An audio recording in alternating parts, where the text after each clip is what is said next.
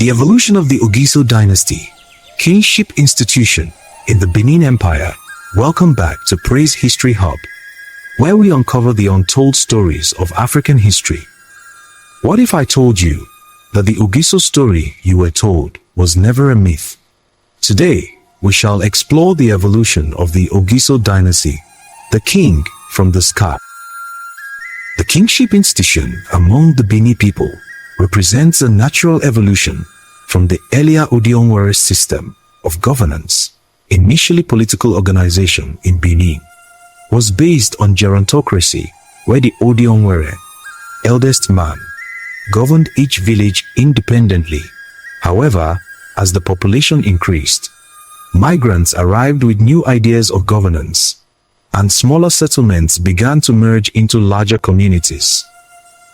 New administrative challenges emerged.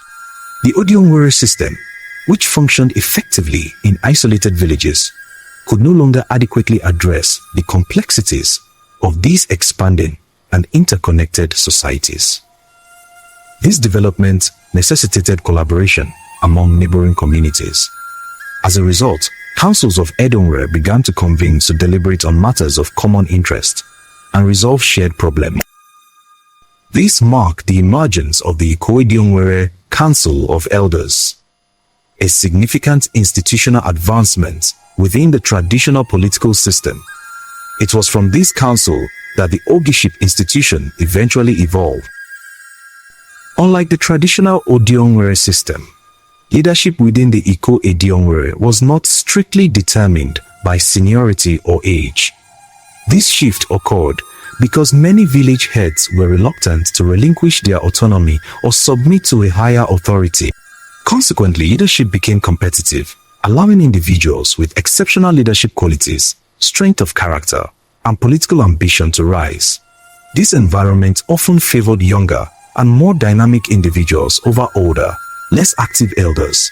A notable example of this transformation occurred in Igodo, where a figure named Igodo emerged as a dominant leader.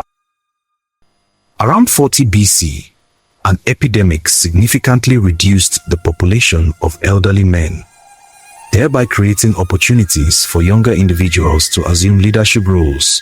Igodo rose to become the Odionwere of his community at about 40 years of age and subsequently took his place in the Odionwere. Igodo's relatively young age, combined with his leadership experience, intelligence, and wisdom, distinguished him among his peers. His contributions to deliberations were highly respected, and his opinions carried significant weight in decision-making processes. Over time, other Odionwere began to consult him regularly, thereby increasing his influence within the council.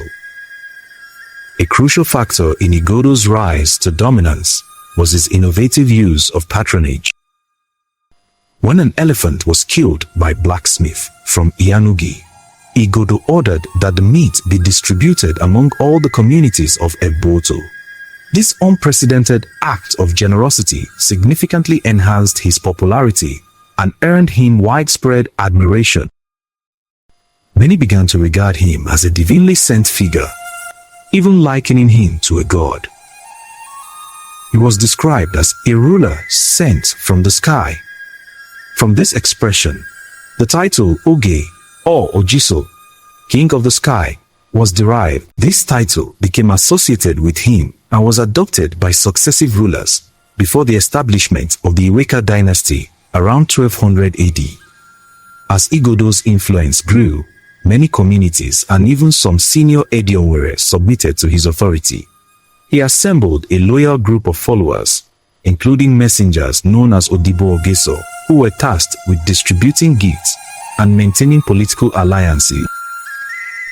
In return, subordinate communities reciprocated with tribute, thereby consolidating his authority and expanding his territorial control beyond Eboto.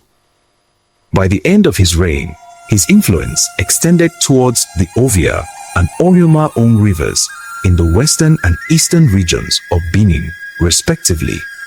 He named this expanding political entity Igodomigodo, meaning land of many towns, reflecting its composite nature. Despite these successes, Igodo's new system of governance was not universally accepted. Some communities and Odionwere resisted what they perceived as a violation of traditional autonomy. Even within his home community of Ebboto, opposition emerged. To avoid internal conflict, Igodo relocated to his mother's village, Ubekum, where he was more readily accepted. In addition to political strategy, Igodo relied on military strength to assert his authority. As a skilled blacksmith, he equipped his followers with weapons and trained them in warfare techniques such as archery and wrestling. While he initially used intimidation against hostile communities like Eyanugi, Oregbeni, Eboriahia, Oselu, and Ugbowo, he later combined persuasion and patronage to secure their submission. However, some communities, such as Udo, refused to submit, and others chose to migrate rather than accept his rule. Although Igodo established a centralized authority, he retained elements of the earlier system by maintaining the Odionwere in a subordinate capacity as a council of state. Within this structure, a smaller group known as the Ediomsen, 5 principal elders, played a key advisory role. For administrative efficiency, Igodo also delegated authority to his sons, assigning them to govern distant territories, thereby extending his influence across various regions. The kingship institution in Benin did not emerge abruptly, but developed gradually from the Odionwere system in response to social, political, and economic changes. Igodo's leadership marked a critical turning point in this evolution, laying the foundation for centralized monarchy and the later development of the Benin Kingdom. What began as a simple council of elders had become a monarchy. The Ogiso Dynasty was born, and Igodo became the first king of Benin. If you found this story helpful, don't forget to like the video, subscribe to the channel, and share it with someone who loves African history.